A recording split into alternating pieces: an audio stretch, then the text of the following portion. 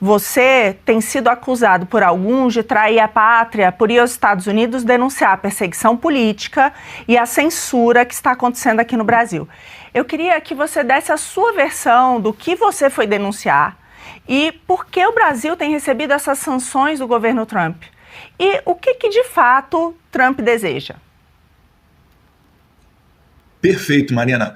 Primeiro, o Marco Rubio ele não é a primeira autoridade de alto nível americana a dar esse recado aos europeus, né? Antes, mais para o começo do ano, a gente teve o D.D. Vance num evento na Alemanha, onde basicamente ele falava isso para altas autoridades militares europeias, né? Ou nós compartilhamos dos mesmos valores, ou nós vamos seguir caminhos diferentes. Eu acho que a União Europeia ela entendeu bem o recado, tanto é que o Trump ele conseguiu aquilo que ele queria, né? Que era o incremento de parte do PIB dos países da União Europeia para a OTAN. E isso daí mostra que o Trump ele tem sido vencedor em todas as disputas que ele entra.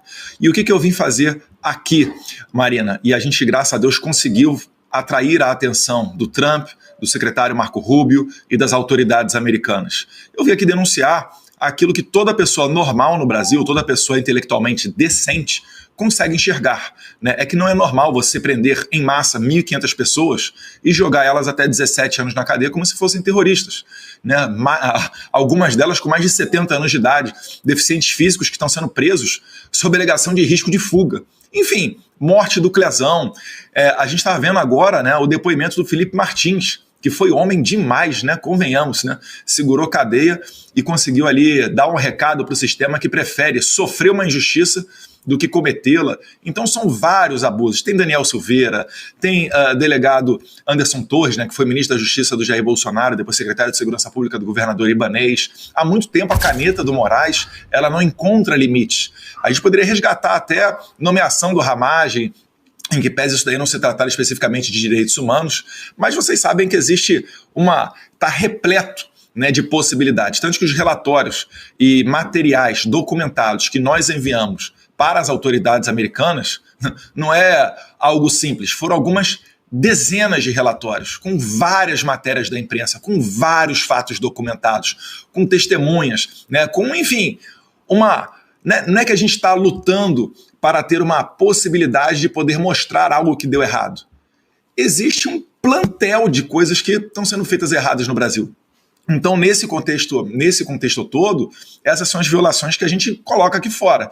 E elas, né, elas só se mostram cada vez mais concretas quando o próprio Alexandre de Moraes vai acelerando.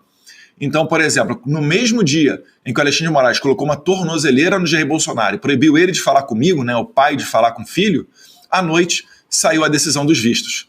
Agora, eles pensaram novamente em prender o Jair Bolsonaro. 2 dias atrás eu estava em Washington, D.C., falei com uma pessoa que, tem acesso direto ao Trump, e ele disse assim: Eduardo, meu Deus do céu, eu não quero nem imaginar o que o Trump vai fazer caso eles prendam o seu pai. Mesmo sabendo que o que a gente está fazendo aqui é muito além de Jair Bolsonaro. Se você ler a carta do Trump, ele fala de Bolsonaro, apoiadores, etc. Tem sido muito aceito aqui. Toda a atitude do Alexandre de Moraes causa impacto, congelamento das contas bancárias da minha esposa, etc.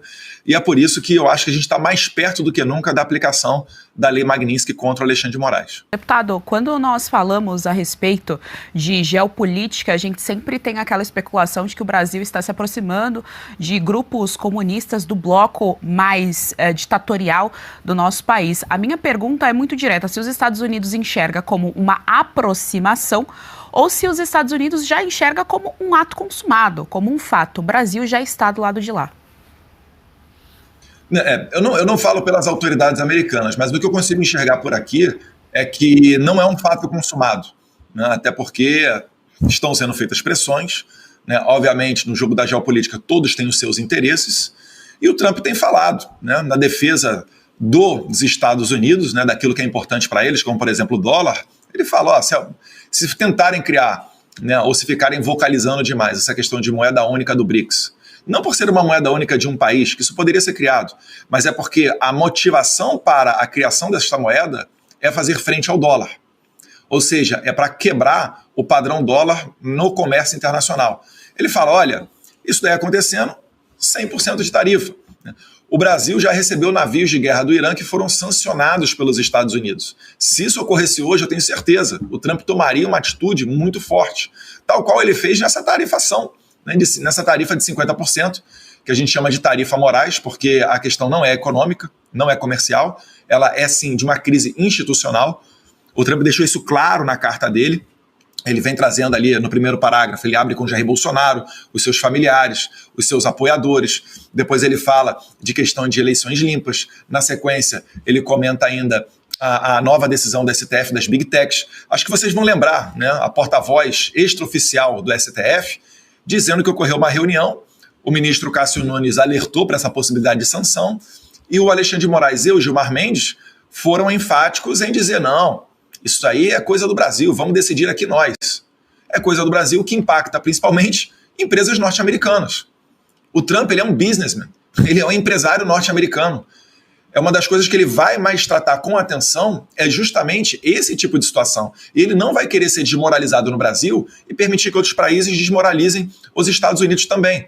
Então, quando ele fala da questão das Big Techs, ele está falando de censura, obviamente, né, respaldado na primeira emenda norte-americana, mas ele também está advogando em favor do interesse das empresas americanas. É os caras que sentam no café com ele, são as pessoas que são grandes doadores de campanha dele. Então, é inimaginável que o Alexandre de Moraes e o Gilmar Mendes possam querer bater de frente com um inimigo tão poderoso. Isso não é submissão, não, gente. É porque bater de frente com esse tipo de pessoa, isso vai trazer prejuízos para todos os brasileiros.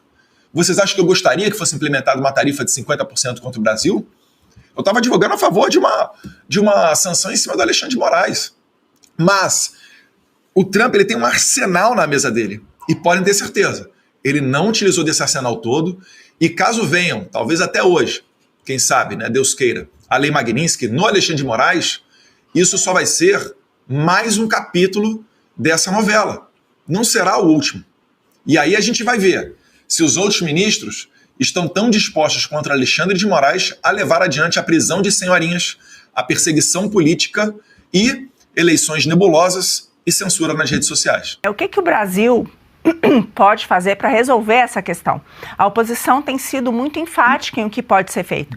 Anistia, impeachment de Alexandre de Moraes. Vocês viram que o Alexandre de Moraes, mesmo pela grande imprensa, acompanhando pelos bastidores da grande imprensa, que o Alexandre de Moraes queria prender o Jair Bolsonaro e não prendeu? Pela primeira vez houve um recuo.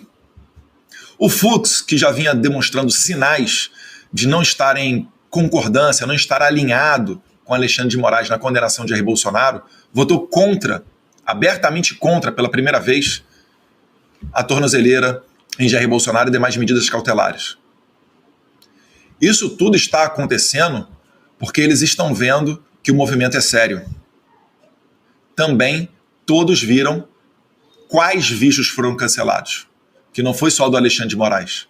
Foi também, por exemplo, de Rodrigo Pacheco. O vídeo em que o Lula fala que ele é bom de truco. Não sou mineiro, mas sou bom de truco. Se o Trump trucar, eu vou dobrar para 6. Eu não sou mineiro, mas eu sou bom de truco. E se ele estiver trucando, ele vai tomar um 6. Era um evento onde atrás do Lula estavam lá o Pacheco, o Camilo, né, Camilo Santana, outras autoridades do governo, outros deputados federais.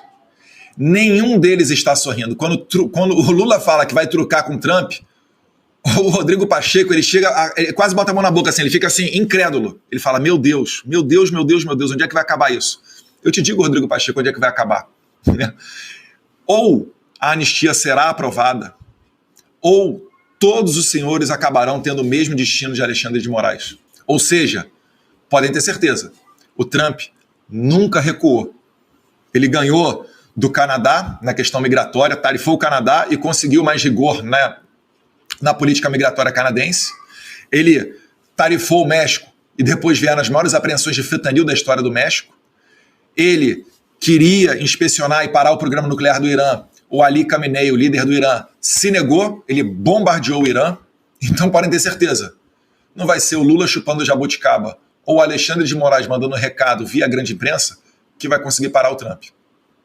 E onde é que o povo entra nisso daí? Mostrando que o Trump não está tomando uma decisão isolado.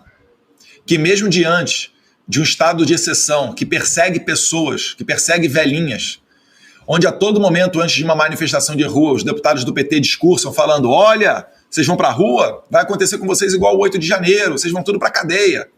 Que mesmo debaixo dessa ameaça, o povo brasileiro é capaz de mandar um recado para o mundo. Um recado de que está disposto a se sacrificar para lutar pela sua liberdade.